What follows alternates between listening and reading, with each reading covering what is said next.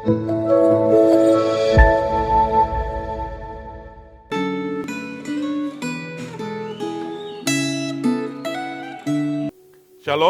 bersyukur kepada Tuhan untuk anugerah Tuhan kita boleh berjumpa kembali di dalam refleksi Gema pagi hari ini. Sebelum kita merenungkan kebenaran firman Tuhan, mari terlebih dahulu kita berdoa. Tuhan Yesus, kami bersyukur pemeliharaan-Mu kepada kami. Berkati kami hari ini, Roh-Mu yang kudus yang bekerja pada saat kami merenungkan firman-Mu. Di dalam nama Tuhan Yesus kami berdoa. Amin. Tema kita hari ini adalah dikuduskan bagi Allah. Diambil dari Keluaran 29 ayat 1 sampai 46. Diharapkan Bapak Ibu semua boleh membaca secara keseluruhan. Saya hanya akan membaca ayat 19 sampai 21 yang berbunyi demikian.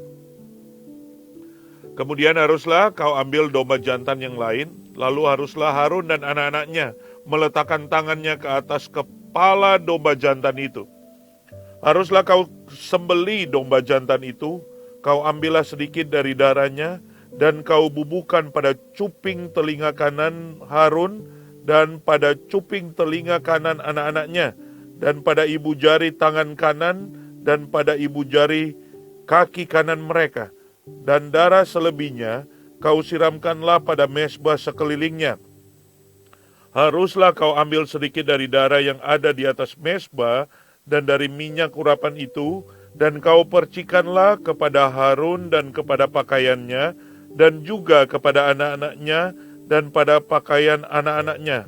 Maka ia akan kudus, ia dan pakaiannya, dan juga anak-anaknya dan pakaian anak-anaknya. Sampai di sana pemecah firman Tuhan. Bapak Ibu, perikop ini atau pasal ini berbicara tentang penabisan daripada Harun dan anak-anaknya untuk mereka dapat melayani Allah. Dan di dalam bagian ini ada 3 kali persembahan korban yang dikatakan di dalam ayat 1 sampai ayat 37 ini. Bahwa mereka harus mempersembahkan korban penghapus dosa bagi umat Tuhan. Tapi mereka juga harus mempersembahkan korban bakaran yang memberikan gambaran tentang pengabdian total. Yang ketiga, mereka harus memberikan persembahan korban penghapusan dosa. Nah, ini persembahan korban untuk penghapus dosa bagi para imam, bagi Harun dan anak-anaknya.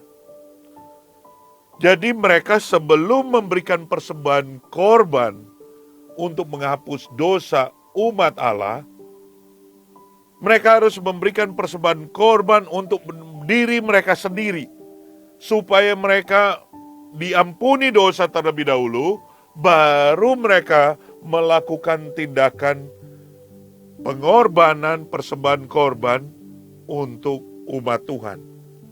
Nah, aturan ini untuk para imam ini sebetulnya adalah bayang-bayang dari realita kehadiran Kristus.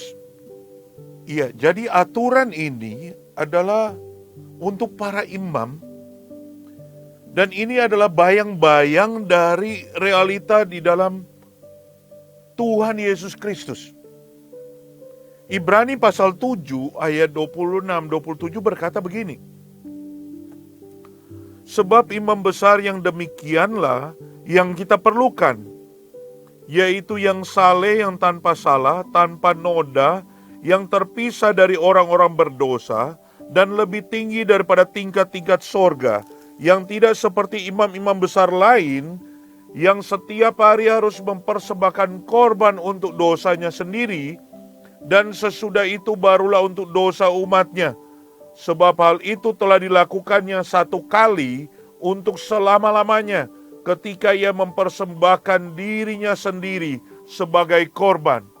Nah, di dalam bagian ini mau menjelaskan bahwa Yesus itu adalah imam besar yang maha tinggi. Dan dia itu tidak perlu mempersembahkan korban untuk pengampunan dosa bagi dirinya. Tidak perlu, karena dia adalah imam yang kudus, yang suci. Dan dia bersamaan adalah 1 kali. Dia adalah korban. Dia adalah domba Allah yang dikorbankan itu.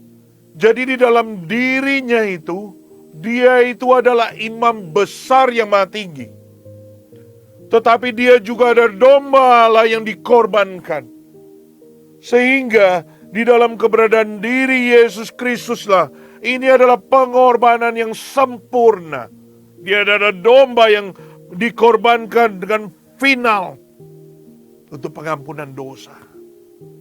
Dia dalam dirinya, dia juga adalah imam besar yang maha tinggi itu. Luar biasa.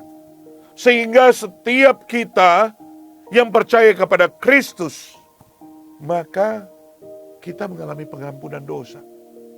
Itulah yang kita peringati di dalam Jumat Agung dan Paskah, bahwa Yesus Kristus menyerahkan tubuhnya di kayu salib, mencurahkan darahnya untuk pengampunan dosa. Dan firman Tuhan berkata, tanpa ada pencurahan darah, penumpahan darah, tidak ada pengampunan dosa. Sehingga bagi setiap saudara dan saya yang sudah percaya kepada Yesus sebagai Tuhan dan Juru Selamat satu-satunya, maka kita adalah pribadi-pribadi yang sudah dikuduskan bagi Allah. Sehingga kita menjadi orang-orang yang kudus di hadapan Allah. Kita bisa datang kepada Allah, dan kita adalah pribadi-pribadi yang bisa melayani Allah. Dan sebagai pribadi yang kudus di hadapan Allah, maka kita harus memberikan hidup, mempersembahkan hidup yang kudus di hadapan Allah. Itu yang Paulus katakan di dalam Roma 12 ayat 1. Karena itu, persembahkanlah tubuhmu sebagai persembahan hidup yang kudus dan yang berkenan kepada Allah. Itu adalah ibadahmu yang sejati. Mari kita sebagai orang-orang yang percaya, mari kita memberikan hidup kita yang sudah dikuduskan oleh Kristus sebagai persembahan yang boleh menyenangkan Tuhan. Bagaimana caranya? Yaitu bagaimana kita hidup sesuai dengan firman Tuhan. Kita berpikir sesuai firman Tuhan. Kita berkata-kata sesuai dengan firman Tuhan.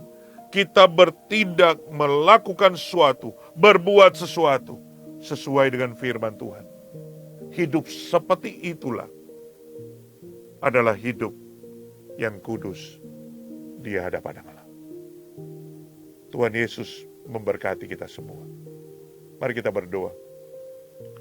Tuhan, terima kasih untuk firman Tuhan yang mengingatkan bahwa kami adalah orang-orang yang sudah dikuduskan di dalam Kristus.